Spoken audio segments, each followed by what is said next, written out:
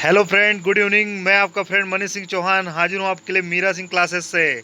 आज लेकर आया हूँ आपके लिए यूनिट 2 के special selective 25 objective MCQ unit 2 marking and marking tools से। तो शुरू करते हैं। जो चैनल पर नए हो प्लीज़ चैनल को लाइक एंड सब्सक्राइब कर दीजिएगा फ्रेंड्स।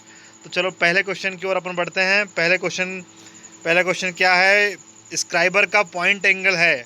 तो फ्रेंड्स स्क्राइबर का पॉइंट एंगल क्या है, तो हम देख लेते हैं स्क्राइबर का पॉइंट एंगल क्या है।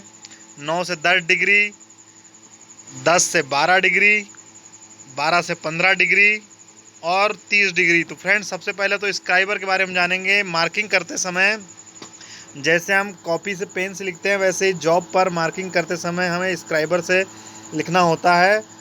तो स्क्राइबर होता है, स्क्राइबर का पॉइंट जो एंगल है 12 से 15 डिग्री होता है, जिसको ऐसा पेन के टाइप झुकाकर उस एंगल से लिखा जाता है फ्रेंड्स। नेक्स्ट क्वेश्चन की ओर हम चलते हैं, सेकंड क्वेश्चन की ओर। तो सेकंड क्वेश्चन है, ए ग्रेड के वी ब्लॉक की मैक्सिमम लेंथ क्या होती है फ्रेंड्स? तो ए ग्रेड के वी ब्लॉक की maximum length 100 mm, 300 mm, 900 mm और 100 mm। तो वी ब्लॉक की मैक्सिमम लेंथ ए ग्रेड के वी ब्लॉक की मैक्सिमम लेंथ 100 mm होती है फ्रेंड्स। थर्ड क्वेश्चन की ओर हम चलते हैं। जेनी कैलिपर को कहते हैं ऑडलेक कैलिपर, लंगड़ा कैलिपर, हेर्माफ्रोडाइट कैलिपर। तो दोस्तों जेनी कैलिपर को के ये सभी सारे नाम हैं। जेनी कैलिपर को लंगड़ा कैलिपर, ऑडलेक कैलिपर और हेर्माफ्रोडाइट कैलिपर सारे कहते हैं। नेक्स्ट क्वेश्चन की ओर चलते हैं। क्वेश्चन नंबर 4, प्रिक पंच का पॉइंट एंगल कितना होता है? तो प्रिक पंच का पॉइंट एंगल होता है friends 30 degree, 60 degree, 70 degree, 90 degree. तो इसका राइट आंसर फ्रेंड्स 30 डिग्री होगा। प्रिक पंच का पॉइंट एंगल 30 डिग्री होता है, डॉट पंच का 60 होता है और सेंटर पंच का 90 होता है। पांचवें क्वेश्चन की ओर हम चलते हैं। स्टील रूल की परिशुद्धता क्या होती है? स्टील रूल की परिशुद्धता 0.02 mm, 0.05 mm, 0.50 mm और 0.01 mm। तो दोस्तों स्टील रूल की परिशुद्धता होती है 0.5 mm। मतलब सी इसका राइट आंसर होगा। आधा mm होती है, 1/2 mm होती है। छठवें क्वेश्चन की ओर हम चलते हैं। पैटर्न मेकर कौन सी रूल का यूज़ करते हैं? Pattern maker narrow rule, shrink rule और कीवे रूल और स्टील रूल। तो पैटर्न मेकर लोहार जो गर्म लोहे से काम करते हैं वो श्रिंक रूल का यूज़ करते हैं। इसमें एक हुक टाइप का होता है जिससे वो पकड़ के काम कर लेते हैं। नेक्स्ट क्वेश्चन की ओर चलते हैं। 7 नंबर का क्वेश्चन, वी ब्लॉक का सही क्रम क्या है? वी ब्लॉक को निर्दिष्ट करने का ये सही क्रम क्या है फ्रेंड्स? तो ये देख सकते हैं आप, आपके सामने चारों ऑप्शन हैं। तो चारों ऑप्शन में से 50/A, 4A, IS 2948 ये इसका राइट आंसर होगा फ्रेंड्स। वी ब्लॉक को इस टाइप से निर्दिष्ट करते हैं। इसमें साइज, लेंथ और उसका एंगल वगैरह और उसका IS 2948 वगैरह इससे निर्दिष्ट करते हैं। तो वी ब्लॉक को का सही निर्दिष्ट करने का क्रम ये है। नेक्स्ट क्वेश्चन की ओर चलते हैं फ्रेंड्स। 8 नंबर की, बड़े साइज के वृत्त खींचने में किसका उपयोग होता है? तो बड़े साइज का वृत्त खींचने के लिए जेनी कैलिपर से हम खींच नहीं सकते क्योंकि वो लंगड़ा होता है। एक पैर से आउटसाइड कैलिपर के भी दोनों बाहर साइड होते हैं तो उससे वृत्त नहीं खिंचाएगा। डिवाइडर से खींच सकते हैं मगर डिवाइडर से छोटे ही साइज के खींचे जा सकते हैं, इसलिए इसका राइट आंसर ट्रेमल होगा फ्रेंड्स। अप्रत्यक्ष मापी यंत्र कौन से होते हैं? तो सबसे पहले फ्रेंड हम समझेंगे प्रत्यक्ष मापी और अप्रत्यक्ष मापी। प्रत्यक्ष मापी यंत्र वे होते हैं जिनसे डायरेक्ट किसी नाप को हम पढ़ सकते हैं। जैसे स्टील रूल को किसी से नाप लेते समय हम डायरेक्ट बता सकते हैं कि इसका नाप कितना आया है। मगर ऐसे यंत्र जिसको माप लेने के बाद किसी अन्य यंत्र के सहारे से फिर हमें पता लगता है कि इसका माप क्या है, तो स्टील रूल तो बिल्कुल नहीं होगा क्योंकि ये प्रत्यक्ष मापी है। डिवाइडर एंड आउटसाइड कैलिपर इसका राइट आंसर होगा। वर्नियर कैलिपर तो ऑलरेडी प्रिसिजन इंस्ट्रूमेंट है और हाइट गेज भी प्रिसिजन इंस्ट्रूमेंट है, तो इसका right answer divider and outside calliper होगा। डिवाइडर और आउटसाइड कैलिपर से नाप लेने के बाद स्टील रूल की मदद से हम नाप को, पाठ्यांक को पढ़ पाते हैं। नेक्स्ट क्वेश्चन की ओर हम चलते हैं। मैचिंग टेपर के अंतिम फिट को चेक करता है। ये मार्किंग मीडिया का क्वेश्चन है फ्रेंड्स। मार्किंग मीडिया में हम जब फिट प्राप्त करते हैं, जॉब को फिट करते हैं तो उसके बीच में हम लगा देते हैं तो चाक लगाते हैं, लेपिंग कंपाउंड लगाते हैं, लेआउट डाई, पर्शियन ब्लू की हम मैचिंग टेपर का पता लगाते हैं कि जॉब को और फिनिश करना है अंतिम फिट प्राप्त करने के लिए। नेक्स्ट क्वेश्चन की ओर चलते हैं। एंगल प्लेट में स्लॉट बनाए जाते हैं। एंगल प्लेट में स्लॉट बनाए जाते हैं तो एंगल प्लेट में डिजाइन के लिए बनाए जाते हैं तो बिल्कुल नहीं बनाए जाते। लटकाने के लिए बनाए जाते हैं तो नहीं बनाए जाते हैं। कार्य को असाइन करने के लिए भी नहीं बनाए जाते हैं। बोल्टों को स्थान देने के लिए बनाए जाते हैं। बोल्ट से एंगल प्लेट को कस के जॉब को सहारा देने के लिए किया जाता है। 90 एंगल पर ये जॉब को सहारा देने के लिए एंगल प्लेट का यूज़ किया जाता है। मार्किंग टेबल का वर्गीकरण करते हैं। मार्किंग टेबल का वर्गीकरण लंबाई चौड़ाई से करते हैं? नहीं। लंबाई ऊंचाई लंबाई से करते हैं? नहीं। चौड़ाई लंबाई से करते नहीं। इसका राइट आंसर बी होगा। लंबाई चौड़ाई ऊंचाई LBH तीनों से इसका वर्गीकरण करते हैं। नेक्स्ट क्वेश्चन की ओर चलते हैं। 13 नंबर क्वेश्चन। पंच किस मटेरियल के बनाए जाते हैं? पंच स्टेनलेस स्टील के बनाए जाते हैं,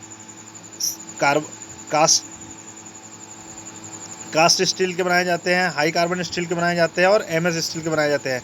तो फ्रेंड पंच हाई कार्बन स्टील के बनाए जाते हैं क्योंकि इनके ऊपर हैमर से प्रहार किया जाता है तो ये सह लेते हैं।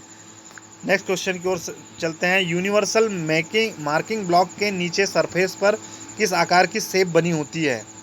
यहाँ पर छूट गया फ्रेंड्स। तो यूनिवर्सल मार्किंग ब्लॉक के नीचे सरफेस पर V आकार का एक स्लॉट बना हुआ होता है, जो शेप होता है V आकार का बना हुआ होता है फ्रेंड्स। नेक्स्ट क्वेश्चन की ओर चलेंगे। कैलिपर का साइज लेते हैं। कैलिपर का साइज हम लेते हैं। कैलिपर का साइज पिवेट से वर्किंग पॉइंट की दूरी तक लेते हैं फ्रेंड्स। कैलिपर की लंबाई से तो नहीं लेते हैं और अधिकतम ली जाने वाली माप से भी नहीं लेते हैं, खुलने की दूरी से भी नहीं लेते हैं।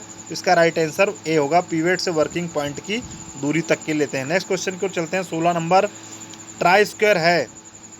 ट्राई स्क्वायर एक चेकिंग टूल है, मेजरिंग टूल है, कटिंग टूल है? कोई नहीं। तो ट्राई स्क्वायर फ्रेंड्स एक चेकिंग टूल है। इसके द्वारा हम समतलता समकोणता वगैरह की जांच करते हैं। तो ट्राई स्क्वायर एक चेकिंग टूल है फ्रेंड्स। नेक्स्ट क्वेश्चन की ओर चलते हैं। 17 नंबर के क्वेश्चन की ओर। सरफेस प्लेट बनाई जाती है। सरफेस प्लेट कास्ट आयरन की बनाई जाती है, माइल्ड स्टील की, स्टेनलेस स्टील और हाई कार्बन स्टील की। तो वैसे सरफेस प्लेट कांच और कास्ट आयरन की बनाई जाती है, लेकिन यहाँ कास्ट आयरन ही ऑप्शन में है, इसलिए इसका राइट आंसर अभी कास्ट आयरन होगा। वैसे कांच की भी सरफेस प्लेट बनाई जाती है फ्रेंड्स।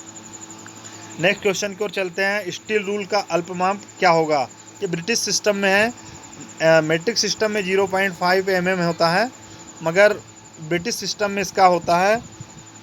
ब्रिटिश सिस्टम में स्टील रूल का जो होता है 1/64 इंच होता है, मगर यहाँ पे दो बार लिखा गया है, इसलिए दोनों ही ऑप्शन ये सही होंगे।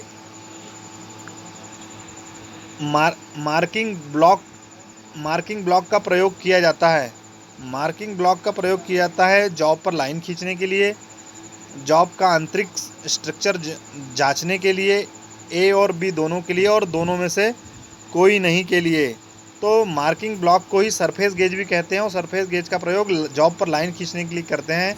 वर्नियर हाइट गेज के थ्रू इसको लाइन खींचने के लिए उपयोग करते हैं। 20 नंबर के क्वेश्चन की ओर चलते हैं। सरफेस गेज को अन्य नाम से भी जानते हैं। ये देखो नेक्स्ट क्वेश्चन ही आ चुका है। सरफेस गेज को अन्य नाम से भी जानते हैं।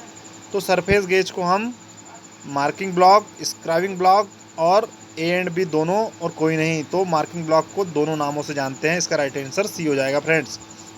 सरफेस गेज को मार्किंग ब्लॉक और स्क्राइबिंग ब्लॉक भी बोलते हैं। नेक्स्ट क्वेश्चन की ओर चलते हैं। 21 क्वेश्चन नंबर 21। सरफेस प्लेट कितने प्रकार की होती है? Workshop surface plate, inspection surface plate और मास्टर सरफेस प्लेट। तो फ्रेंड्स सरफेस प्लेट ये तीनों टाइप की होती है।